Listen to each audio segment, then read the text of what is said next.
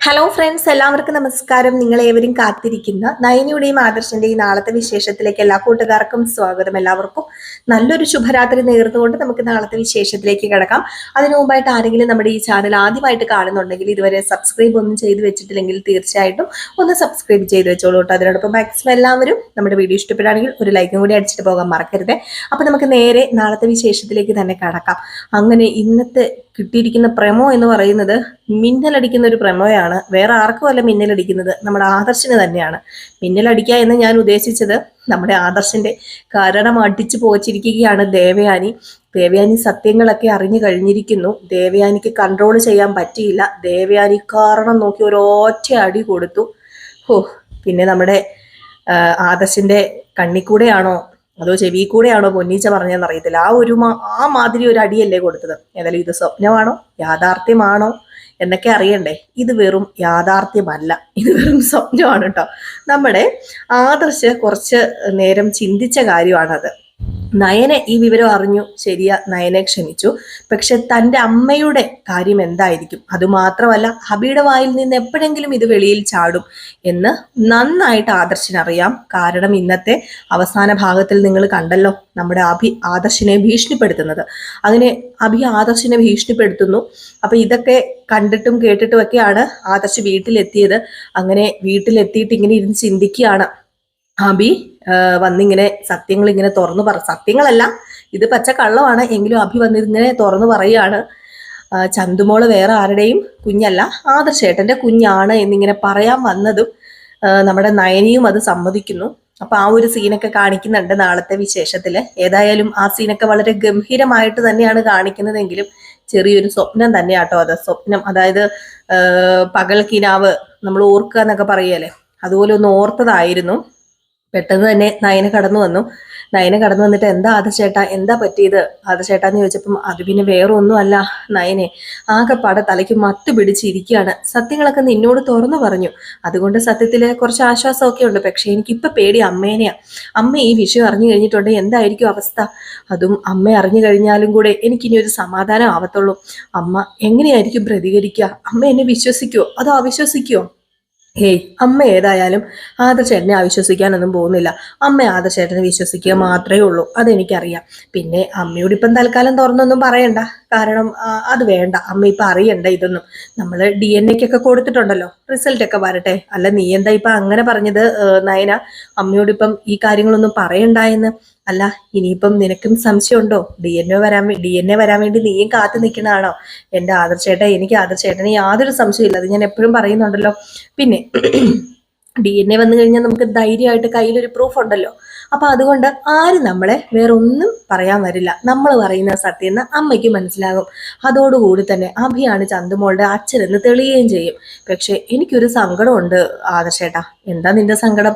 അല്ല, അഭിയാണ് ചന്തുമോളുടെ അച്ഛനെന്ന് തെളിഞ്ഞു കഴിഞ്ഞാൽ നവ്യേച്ചിയുടെ പ്രതികരണം എന്തായിരിക്കും? നവ്യേച്ചി ആണെങ്കിൽ ഇപ്പം ഒരുപാട് സന്തോഷത്തോടു കൂടിയാണ് ജീവിക്കുന്നത്.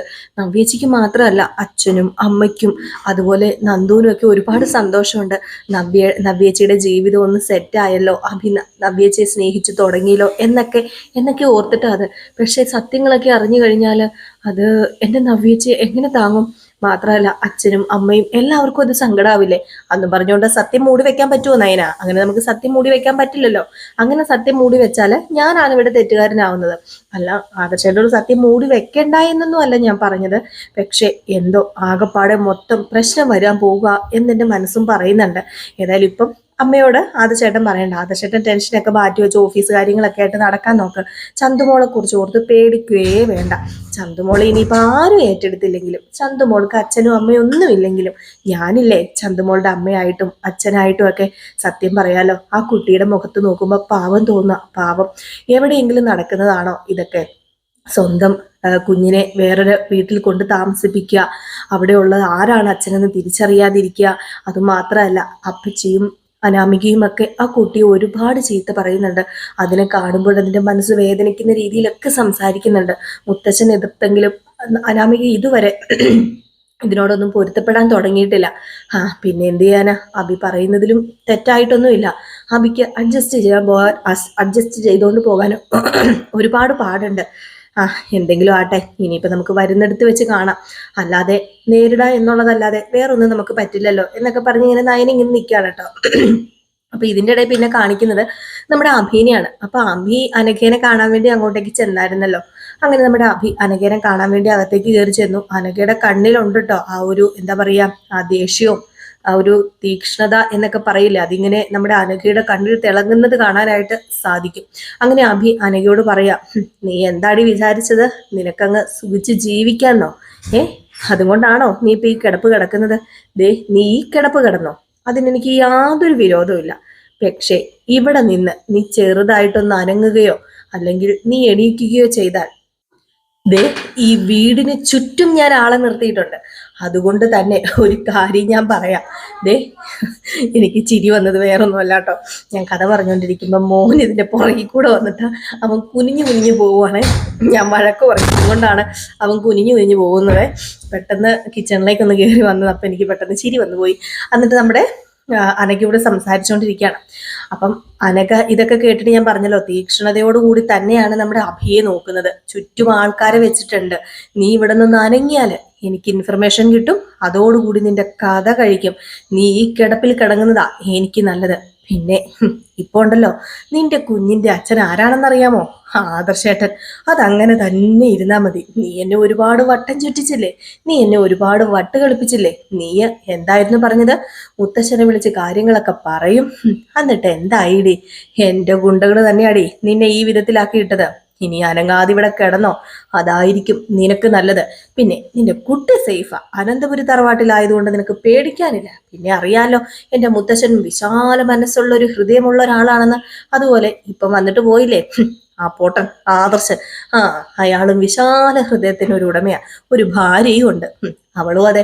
അതുകൊണ്ട് നിന്റെ കുഞ്ഞിനെ പൊന്നുപോലെ നോക്കിക്കോളോ. പിന്നെ ആ പേരട്ട കുഞ്ഞിനെ എനിക്ക് നോക്കാൻ പറ്റില്ല, അതിന് ജന്മം കൊടുത്തു പോയെന്നൊരു തെറ്റാ ഞാൻ ചെയ്തത്. അല്ലാതെ അതിന്റെ മുഖത്ത് നോക്കി മോളേന്ന് പോലും വിളിക്കാൻ എന്നെ കൊണ്ട് പറ്റില്ലടി. അവളെ കാണുമ്പോ എനിക്ക് അടിമുടി വേർച്ച് കയറുക എന്നത്. പിന്നെ ഒരെണ്ണം പ്രസവിച്ച് അവിടെ കിടപ്പുണ്ട്. അതിനെയൊക്കെ എങ്ങനെയാ ഞാൻ ഇല്ലാതാക്കണമെന്ന് നോക്കിക്കൊണ്ടിരിക്കുമ്പോഴാണ് ഒരുത്തിനെ കൊണ്ടുവന്നിരിക്കുന്നത് ആനന്ദപുരി തറവാട്ടിലേക്ക്. ഈ അഭി ആരാണെന്ന് നീ അറിയാൻ പോകുന്നത് ഓൾറെഡി എന്നൊക്കെ പറഞ്ഞ് അനഘയോട് ഇങ്ങനെ പറയാ. അനഘയുടെ കണ്ണിൽ നിന്ന് ഇങ്ങനെ കുടുകുടുകുടുകുടുകുടുകുടാ വെള്ളവും വരുന്നുണ്ട് കേട്ടോ. അപ്പൊ എല്ലാം മനസ്സിലാകുന്നുണ്ട് അനഘയ്ക്ക്. അപ്പൊ ഇതൊക്കെ കോർത്തിണക്കിക്കൊണ്ട് ഒരു അടിപൊളി വിശേഷാട്ടോ നാളെ നമ്മൾ കാണാൻ പോകുന്നത്. ഇതിനിടയ്ക്ക് നമ്മുടെ ജലജയുടെയും അനാമികയുടെയും ജാനകിയുടെയും കുറെ കുതന്ത്രങ്ങളും എന്താണ് ഈ കുട്ടീനെ ഇവിടെ കൊണ്ടുവന്ന അച്ഛന്റെ ഉദ്ദേശമെന്നും ഒക്കെ ഇങ്ങനെ പരസ്പരം അവർ സംസാരിക്കുന്നുണ്ട്. അത് മാത്രമല്ല നമ്മുടെ വേണു രേവതി ഇത് അറിഞ്ഞു കഴിഞ്ഞപ്പോഴത്തേക്കും, ഇത് ഞങ്ങൾ സമ്മതിച്ചു തരില്ല, ഞങ്ങൾ അങ്ങോട്ടേക്ക് വരുന്നുണ്ട്, മൂർത്തിയോട് സംസാരിക്കുന്നുണ്ട്, ഇതെവിടത്തെ ന്യായമാണ്, ഇത് എന്ത് തറവാടാണ്, പോകുന്നവരെയും വരുന്നവരെയൊക്കെ വലിച്ചു കയറ്റുന്ന തറവാടോ എന്നൊക്കെ പറഞ്ഞുകൊണ്ട് ഉടവാളെടുത്തുകൊണ്ട് നമ്മുടെ രേവതിയും വേണു അവിടെ നിന്ന് പുറപ്പെട്ടിട്ടുണ്ട്. ഇവിടെ വന്നു കഴിയുമ്പം അറിയാലോ, മൂർത്തി മുത്തശ്ശന്റെ കയ്യിൽ നിന്ന് കിട്ടുമ്പോഴത്തേക്കും ആ ഉടവാളം താത്തിയിട്ടിട്ട് അതേപടി ഓടിപ്പോക്കോളും. പിന്നെ നമ്മുടെ നവ്യയും വരാൻ പോവുകയാണ് കേട്ടോ. നവ്യയും അനന്തപുരി തറവാട്ടിലേക്ക് വരാൻ പോവുകയാണ്. നവ്യയ്ക്ക് നമ്മുടെ കഥയിൽ കുറച്ച് മാറ്റങ്ങളൊക്കെ സംഭവിക്കുന്നുണ്ട്. അതൊക്കെ കുറച്ച് സസ്പെൻസ് ആയിട്ടിരുന്നോട്ടെ, ഞാനിപ്പോ പറയുന്നില്ല.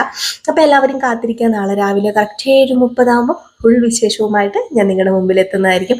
പിന്നെ നിങ്ങളെല്ലാവരും ചോദിച്ചായിരുന്നല്ലോ നമ്മുടെ രേവതിയുടെയും സച്ചിയുടെയും അപ്കമിങ് വിശേഷങ്ങളൊക്കെ ഇടാമോ എന്ന്. എല്ലാവരും അല്ല, കുറച്ച് പേര് ചോദിച്ചിട്ടുണ്ടായിരുന്നു. അതായത് ഇനി വരാനിരിക്കുന്ന വിശേഷം അത് നമ്മൾ ഇട്ടിട്ടുണ്ട് കേട്ടോ. ഞാൻ കമ്മ്യൂണിറ്റിയിൽ കൊടുത്തിട്ടുണ്ട്, ഒരു പോസ്റ്റ് ഇട്ടിട്ടുണ്ട്, ലിങ്ക് അതിനകത്ത് കിടപ്പുണ്ട്. രേവതിയുടെയും സച്ചിയുടെയും അപ്കമിങ് വിശേഷമാണ് കേട്ടോ നമ്മൾ ഇടുന്നത്. റിയൽ സ്റ്റോറി ന്യൂ എന്നാണ് ചാനലിന്റെ പേര്. നിങ്ങൾക്ക് നമ്മുടെ കമ്മ്യൂണിറ്റി കയറി നോക്കിയിട്ടുണ്ടെങ്കിൽ കാണാൻ പറ്റും, ഒരു പോസ്റ്റ് ഇട്ടിട്ടുണ്ട് ഞാൻ, ഉടൻ വരുന്ന കഥ എന്നൊക്കെ പറഞ്ഞുകൊണ്ട്. അപ്പൊ അതിനകത്ത് നമ്മൾ ലിങ്ക് കൊടുത്തിട്ടുണ്ട്. അതിൽ കയറി കഴിഞ്ഞിട്ടുണ്ടെങ്കിൽ നിങ്ങൾക്ക് നമ്മുടെ ചാനൽ സബ്സ്ക്രൈബ് ചെയ്യാം കേട്ടോ. അതുപോലെ തന്നെ സപ്പോർട്ട് ചെയ്യുക. അപ്പൊ എല്ലാവർക്കും ടാറ്റ ബൈ ബൈ. പിന്നെ നിങ്ങളെല്ലാവരും അറിഞ്ഞായിരുന്നോ നാളെ അവധിയാണ് കേട്ടോ. അപ്പൊ ഇടയ്ക്ക് ഇങ്ങനെ അവധി പ്രഖ്യാപിച്ചിട്ടില്ല, ശനിയാഴ്ചയാണ് അവധി എന്നൊക്കെ പറയുന്നു. ഇപ്പം ഒരു ഇൻഫർമേഷൻ വന്നായിരുന്നു കേട്ടോ, ഒരു ന്യൂസ് ഞാൻ കണ്ടായിരുന്നു. അതുപോലെ തന്നെ നമ്മുടെ കുട്ടികളുടെയൊക്കെ ഗ്രൂപ്പിൽ വന്നിട്ടുണ്ട്. അപ്പം നാളെ എല്ലാ വിദ്യാഭ്യാസ സ്ഥാപനങ്ങൾക്കും അവധിയാണ്. അപ്പം ഇന്ന് ഞാൻ പറഞ്ഞത് ഒരുപാട് കൊച്ചുകുട്ടികളുടെ അമ്മമാരൊക്കെ കാണുന്നുണ്ടല്ലോ, കൊച്ചുകുട്ടികളുടെയും വലിയ കുട്ടികളുടെയും അമ്മമാരൊക്കെ കാണുന്നുണ്ടല്ലോ. അപ്പം നാളെ നമുക്ക് അവധിയാണ്, മറ്റന്നാൾ നമുക്ക് അവധിയാണ്, പിന്നെ ഞായറാഴ്ച അവധിയാണ്. അപ്പം 3 ദിവസം നമ്മുടെ മക്കൾക്ക് അടുപ്പിച്ച് അവധി കിട്ടിയേക്കാണ് കേട്ടോ. അപ്പൊ എല്ലാവരും അവധിയൊക്കെ അടിച്ചു പൊളിക്കുക, ആഘോഷിക്കുക. Tata bye bye. ലൈക്ക് അടിച്ചിട്ട് പോകാൻ മറക്കരുതേ.